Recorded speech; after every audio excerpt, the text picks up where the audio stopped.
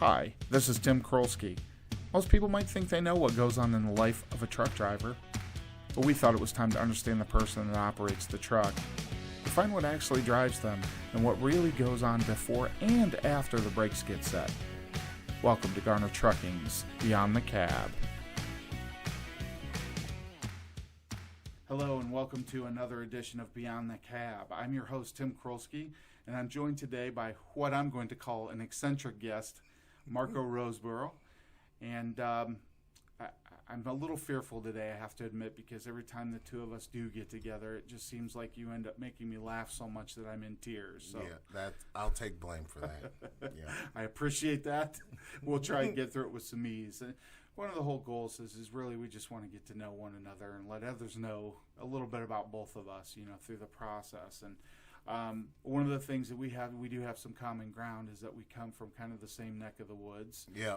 You're in Elyria, Ohio. And, yes, sir. I'm from Lorain, Ohio, so we're, kind of back to back, pretty close for comfort there, same neighborhood. In fact, when I first started as a quote-unquote professional, my first job was a salesman for 7-Up. And my sales area was Elyria, Ohio. Oh, okay. So I got quite a few years of knowledge and knowing the stores and a lot of the people in town there. So, we go back a little ways. I probably saw you at some of them stores. I bet you you're right. I'll bet you you're right. Well, Marko, we like to start at the beginning. I like to understand, what kind of brought you to trucking in the first place. And in order to understand, I think you got to know a little bit about the history of Marko, right? So tell me a little bit about your youth, how you grew up. And I grew up in Elyria. After I graduated, I ended up going to art college for a couple years. That kind of made me broke. So I went into warehouse work, driving tow motors, pickers, stocking stuff, and every time that I was on the dock, a truck driver would come, and they were always in a good mood. And so finally I said, why are you guys always smiling? And they said, we don't got these walls, man. There's no prison. No prison. Right? Like you're trapped in these walls. You're sweating. You're laboring. And I just took it upon myself to drive up to trucking school one day and never look back. Where'd you go to school? Great Lakes, okay. Columbia Station, Ohio. We have a lot of graduates that have come from there over the years. Good operation over there. So, where'd you graduate from high school? Elyria High, class of 91. Wow, I was right in front of you, class of 90. So really? Yeah, we're about the same age. What high school did you go to? Lorain Catholic. Lorain Catholic. Our big foes was Elyria Catholic. So, and then for school, college, you went. CCAD, Columbus College of Art and Design. Okay, all right, good experience there, and you carry a lot of the passion for art still today. I know you and I have had some conversations in the past. Great experience there. Ended up winning a scholarship. Parents forced me to go, and I went and had a time of my life. You had a good time. I had a great time. Trust me. Yeah, you're not the only one that can fall into that category. What sort of mediums do you prefer when you, as far as art? What do you like best? I don't like to restrict myself as far as medium. I do sculpture, woodwork. My passion probably would be oil painting. Okay, a lot of time and patience. Yeah, that you have to be able to create. You gotta have some air, open space. Yep. Ventilation. And time. Yeah, you gotta be patient with oils. Is there anything you prefer to paint? Is it abstract? Wildlife, landscape. Really? You're a regular Bob Ross. Is that what you're telling me? I used to watch him a lot. Yeah. I would get up. Happy trees. I would get up on Sundays just to beat my brothers to the TV so I could watch Bob Ross. No kidding. Yep. That's funny. That's funny. But really, truly a special skill set that you have to be able to do that and have the patience to do that and the articulation that requires. It's certainly admirable. So in your lifetime at this point, we've kind of established ourselves in whatever our career paths and what we're doing in life. But it's important, really, I think, to understand how do you get to where you are. So for you, did you have a mentor? You have somebody that you looked up to or really modeled yourself after, or some of your behaviors, maybe not yourself, but some of your attitudes about things? Just growing up with an adopted older brother and two blood brothers, and we were always having fun. My dad was around. He was a fun guy. My granddad. Everybody worked. Everybody earned. And it took me a long time to find my path, my way. And finally, when I did, I said, when I finally got my CDLs and started driving, I said I should have did this 20 years ago. I much had the same attitude about that when I got my CDL. And after a couple of years out on the road, I realized that, man, if I had just done this a little bit sooner, yeah, man, I could have done, some cross country driving. I could have thrown some money in the bank. Right. You don't own much, so you could have left that stuff with mom and dad, Yep. and really Yep. kind of jam the cash away a little bit. So it's funny you kind of land in the same headspace I did with that. So you didn't have one person in particular, couple of people that really kind of shaped your mind, your views? My dad was a hard worker. My granddad was a hard worker. My brothers are hard workers, and I just said I had to find something to do. Mm-hmm. Like, I got tired of working for $12 and $13 an hour. Yeah, and I was surviving on it, but that's all I was doing was surviving. That's it, and a lot of us end up in those situations. That's for sure. And it's nice to be able to come and do a career that you've got tons of opportunity. It doesn't stop at trucking. You got many facets of, accounting, recruiting, operations. Right. So many different things. There's an entire shop, where we employ a bunch of folks that work hard on trucks every day, and especially, we're in the summertime right now. We're feeling some strange Ohio heat at 91 degrees, and luckily all our trucks are very well air conditioned. That's important, very important. Tell me something that is true that almost nobody agrees with you on. I'm never wrong. I tell my nieces that. I say, just remember one thing, Uncle Mark is never wrong. And usually when they figure that out, they always call me and say, Uncle Mark, you were right. But my brothers would say different. Well, so there you go. You got just the differences in generations. Yeah. Or a little bit of ribbing that just has to happen because. But I am wrong at times, and when I am, I'll own it. If I mess up, I'll own it. Right or wrong, I'm gonna own. If I go back, think about it, said something really crazy to somebody, hurt somebody's feelings, I'm going to apologize. I always take the high road. Yeah. Well, I think you're, as a general statement, what I know of you, you're a very sincere, genuine person, and I've kind of seen that both sides of that. When you're feeling you're all right, or versus when you're feeling like, oh, maybe I screwed this up. Yeah. I've seen both sides of that, so I totally buy that. At this point in your life, I know you've got family, you got kids, grandkids. Mm-hmm. What is your biggest high, your greatest win at this point in life? My greatest win is spending time with my grandson. I get him probably every summer, every spring break, every Christmas break. He spends weeks at our house, months in the summer. Nice. And I just try to instill some stuff into him, about work. Sports, movies. He's only 6. He'll be 7 January 1st, but I try to have real life conversations with him and ask him, do you understand what I mean? Right. Treating people like people instead of kids like kids. Exactly. Yeah, exactly. Which that's important to kind of lay that foundation down, and maybe at some point you become the mentor, the hero in his life.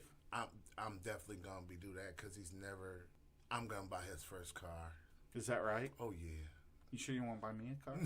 No, I'm going to buy his first car.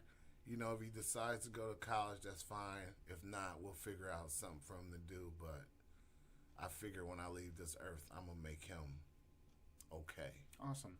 So. Do you have one activity you prefer over others when dealing with the grandkids? Is there something you like to do more than you? I try to spread it all the way around. We do a little baseball. We fly kites. We dribble the basketball around. We wash the cars. I like for him to wash so I can spray him with the hose. Mm-hmm. We watch his movies. We watch my movies. And His mom is a health food fanatic, so I give him powdered donuts and Cheetos and All the things a growing boy needs. yeah.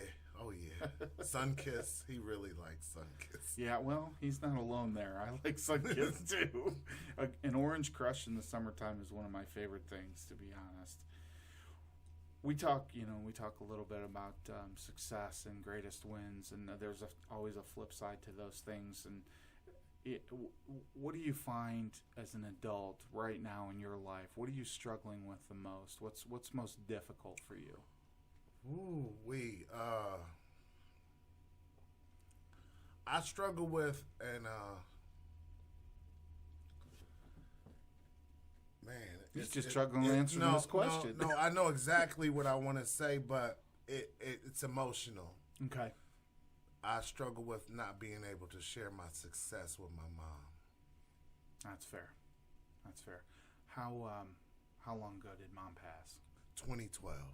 Okay, so it's still relatively fresh. I lost my dad about 2 years ago now, 2 years in May, and it's been rough. Well, it's a different sort of loss, isn't it? You know, I've had acquaintances, family, friends, family, grandparents, even that you lose, but there's something different about the loss of a parent. Hell yeah. Yeah, because there's a void there that you could always count on that individual. And now that's not a phone call away anymore. Right. And now when you go to the house, that house isn't the same as what it once was. Exactly. So I totally get the emotion of that. Yeah. Maybe a little closer to home than you know. So struggling with that is certainly understandable. What would you say is something you've struggled with in the past that you've overcome, though? Man, any fear I have, I try to meet it head on, except for snakes. I don't deal with snakes too well at all. You might be peas in a pod. Dude, yeah, you could pretty much rob me with a snake.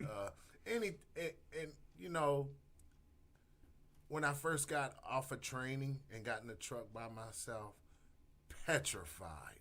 Yeah. I feel like everything that Larry had taught me had went in one ear and out the other. Like, okay, what do I do first? What do I do first, man? Yeah, I've said this before on this program, is that if there's one thing I'm sure of, is that everyone remembers everything there is to know about their first trip. Mm-hmm. I can still remember leaving the lot here and what my feelings were and where I was headed and all of that. I think mine was a Cooper tire run out to Franklin. Mm-hmm. Through your softball. And then, they kept me close for a while. Buffalo, Franklin, nothing more than 300 miles. Then I had met Brian Lockhart. Mm-hmm. Right? Is that his last name? Wildman. No, the other Brian. Linhart. Right. Right. Then I met Brian. We're name dropping today. Right. And he kind of put me at ease over the phone. We don't talk as much anymore. And when we do, it's for hours, so. Well, Brian's easy to talk to, yeah, too. You can always have a good conversation with him. Brian, Shantae, she guided me. Ex-employee Rashad Arian Robinson, he guided me. And from them giving me that, I gave back to people that aren't here anymore. A couple drivers. I'm a guide. Mm-hmm. People That's I've never healthy. seen call me. How is that? How is it being a mentor for us? I was talking to, it's pretty cool, man, because you get these phone calls out the blue. People you've never seen, and they're looking for instruction and guidance, and I've been there. I was the worst. And one day I was doing something in the yard. I was looking for a truck, and I asked this guy, hey, man, you seen truck number so-and-so, so-and-so? And he goes, hey, you're Marko. And I go, yeah. He goes, I'm so-and-so. Okay. So he knew the voice. It was a pretty cool moment, So are you finding a lot of the same questions, common questions, or is it all over the place? Common questions. Is there overnight parking? Can I get on the turnpike? Mm-hmm. Stuff like that. It's really a valuable service you're providing out there with that. Because I know even one thing I find consistent with most drivers as they get started the questions come quickly, they come often, and they feel bad about asking those questions. And they just shouldn't feel bad. And they don't have to. Yeah. No. So to really to help deflate that, be able to speak with a peer, have that conversation with someone that knows what they're doing, but it doesn't feel like I'm bothering, quote unquote, right? I told them anytime, call me, whether it's night or morning, I'll answer. Yeah, that mentorship program has, I think, been a good Garner Guide program. Has been a really good, a good program to put in place just for the sheer benefit of trying to help others. Yeah, because I always ask them, where you going? Where you going after that? And if I've been there, I could tell them, like, you could go all the way there, or you could stop an hour away, or there's a Pilot or a Love's to park at. Think about how much you know thanks to another driver that gave you 5 minutes to tell you, hey, watch out for this, or don't follow your GPS. Yeah, don't follow your GPS. Get the customer directions. Exactly. I learned that the hard way going out to Pennsylvania. And I went one way, and a driver stopped me. Not even a Garner driver. It was like, dude, you can't go that way. I'm like, why? He's like, I said, that's the way my GPS is taking me. He's like, you cannot go that way. So take this parking lot, turn around, and go back this way, that way. And he got me there, man. So, yeah. I to me, that's a really valuable part of things. I learned so much, not only from the training portion of things, but then getting out there and dealing with some of our man, I was out drivers. in Illinois a couple weeks ago, and my GPS kept taking me left. It wasn't even close. My GPS kept taking me left, taking me in circles. So finally, I got side of the road, pulled the brake, and got out the truck. And I'm standing there with my hands on my hips. So you got to get your customer directions. It'll tell you. Yeah. Well, and again, one of the things that it's great that you have is the GPS. It's great that you have Google. That you can get down to the road itself and take a look at the building and see the layout of things. All those are such valuable tools, but you got to use them in tandem. You got to use them all together. Yeah, you got to use them all together. And then you combine that with a little experienced driver experience that can help share with you. It really does help things. A lot of what helped me was slowing down. I was rushing. Taking a minute. And Brian told me, dude, slow down. The building's not going anywhere. I said, well, it's going to be late. He was like, you think that's the first time a load's going to be late? So you're brand new. Just slow down, you know. Right. Communicate and keep a pace to it. That's great advice. So we talk a little bit about our organization and what's going on with us here. Which two organizations outside of this one do you know best? And what do you know about those organizations that you admire, appreciate, dislike? Organizations outside of my job? Yeah. And I'm not talking other trucking company. I don't want to No, it's my first trucking job. It's probably going to be my last for a long time. I listen to a lot of sports podcasts, NBA, NFL, baseball.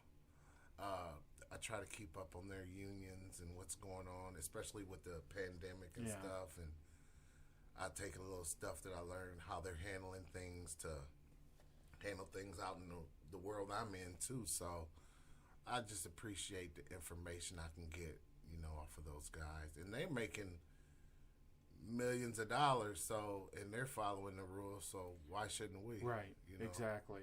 Well, I think, this is actually the first podcast that I've done inside of this kind of what everyone keeps calling New World.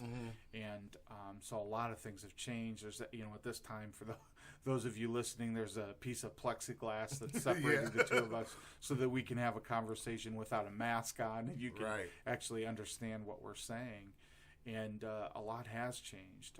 I know that on the onset of all this, from mid-March through where we are today, the pace at which our organization specifically was moving the needle to try and make sure that we were all informed, that we were making good decisions, that we were making those decisions quickly, that the information was flowing as quickly as we could, cleaning supplies, all of these things that we felt were necessary for all of you out on the road. It does matter. And so it's been an interesting year. Just set aside the tragic nature of the situation. It was very tragic, but it actually made our jobs easier. Really? Traffic was sweet. Yeah, yes. No traffic for a long time. The way you get your bills, your BOLs, they were in the back of the trailer, or they left them in a shed or something. Right. There was no human contact. You didn't have to go in and sweep your trailer. They do it for you. No kidding. Yeah, so. Yeah, well, there's always a silver lining somewhere in any situation. And I think, to that end, to your point, when it comes to those multi-million-dollar organizations, even down to companies our size, the mobility and learning from those things and improving and doing better is what every organization strives for. Definitely. Just another case in point of that, and embracing those opportunities to make that change and do things a little differently than what we're used to or what's commonplace for us. Right. So it's been an interesting year nonetheless for lots of different reasons. Right. Can you share with me a situation that's occurred in your lifetime that's kind of shaped you, provided some insight as to what your character is? Oh man, I had my daughter at an early age. I was still in high school, and I had to grow up quick. That stuck out, and then the minute I lost my mom, I had to really grow up.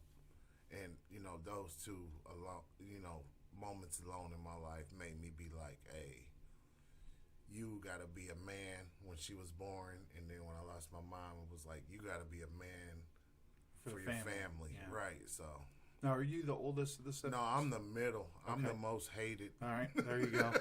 or so they think, right? Yeah. Well, I took a lot of the blame when we did stuff. Yep. Yep. I have 4 boys, and I will tell you the 2 in the middle will say the same exact thing that you're saying. Yeah. For sure. As being in the middle, you were always too young, but old enough to know better. Yeah. That kind of thing. It's I think the youngest in the family that can get away with murder. Oh, 'Cause murder. They learned, we sent right? him right in there to Pops. Like, hey, you go ask. Yeah. Yeah, that way they either get blasted or they get what they want, right? Yeah. Yeah, I think that's true in everybody's household. Your daughter, you had mentioned, she's in the world of art. Yes, she is. What's she doing? She's doing a lot of painting. She actually has galleries that she visited. She also does hair and nails, and she's in the process of just starting her own studio and moving right along in life. That's huge. Yeah. That's huge. And how old is she now? She will be 30. Yeah. September 10th. Yep. Like I said, our lines are pretty similar in yeah, life. dude. Our lines are pretty similar. That is for sure. What was the last gift you gave someone? The last gift I gave somebody, I gave my lady a diamond bracelet for her birthday. Okay. Her birthday was on the 3rd of July. Okay. So that's very recent. Yeah. Very recent. I'm sure she appreciated it too. Yeah. So let's pretend for a moment that life has gone by. It's 150 years after Marko's been on the planet. Uh-huh.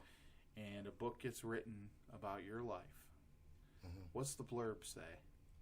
The what? What's the blurb say? The quick summary. The quick summary. This guy cared. He cared about his family, his friends, and he was honest. If you didn't want the truth, you should not ask him. If you didn't want his opinion and you know it was going to be blunt, you should not ask him. So, okay, that's a pretty good blurb. I gotta give it. Yeah, I give it up. So. Well, I think it's the entire world can use some honesty about some things. That's what I tell people. Like, if we keep sugarcoating stuff and lying to each other, how we ever gonna know the truth? Right. Or how to correct how to what's fix wrong. things. How exactly. to fix things, right. Exactly right. What do you wish you had known when you started out? And I'll make it specific to trucking. What's one thing you wish that you would have known? One thing I wish I would have known when I started trucking. Well, I'm glad I got trained in the winter. because I had my trainer with me for 3 weeks, and I probably could have got out the truck in 2 weeks, but I wanted to stay with him for a third week because we went through blizzards, we went through fog, we went through rain. So, you know, I wish I'd have known the little things, you know, steer towards your correction. Mm-hmm. Keep going straight as long as you can before you have to make your turns. That way you don't take out signs and flowers and trees. Shrubbery. And shrubbery. You know, I've done that, so. Let's hope not too often. No, that stuff gets expensive. That was at the beginning, man. I'm Yeah. telling you, that was a lifetime ago for me. So Yeah, I can appreciate that. Tell me, what should I have asked that I haven't? what should you have asked? You should ask me, am I excited to get a new truck in September? And I would tell you, yes, I am excited. Yeah, you have to understand how hard I get worked over every time I'm on the telephone with Marko and he's asking me, when's my new truck coming? Right, man. I just got in this truck I got now, and they were telling me my old truck is fixed, and they said you can move back in. And I come in and talk to Rex. I said, Rex, Don't want to move. I ain't moving, man. Yeah. I said, it's hot. You know, I threw away a lot of stuff. You don't. Whenever you move, you throw away a lot of It's stuff. like- you it's like cleaning accumulate day, so right? much crap. You know, you don't even